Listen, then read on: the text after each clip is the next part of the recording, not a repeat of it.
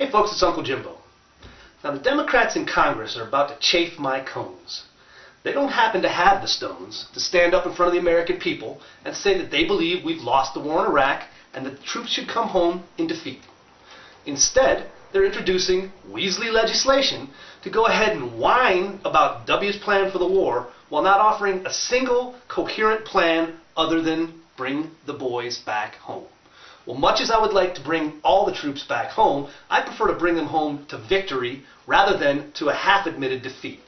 If you don't have a plan to win the war, then admit that you're trying to lose it gracefully. At least that's a substantive position. The legislation currently under consideration would be the same as pissing on W's head and telling us all it's raining. If you don't think his plan's going to work, say it's not going to work. If you don't think any plan's going to work, say no plan is going to work. But don't be gutless and disrespect the troops in the field serving trying to implement a plan.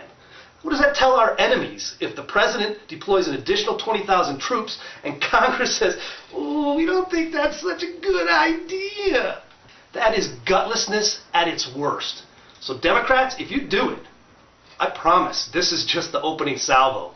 We will squash you like bugs as the irresponsible losers who I would not trust with our national security. You got a shot at the White House in '08, but not if you do stuff like this.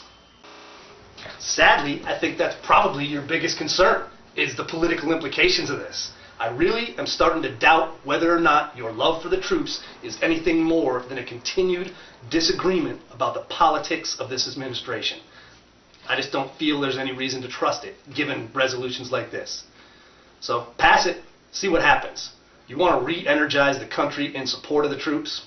Disrespect them in Congress.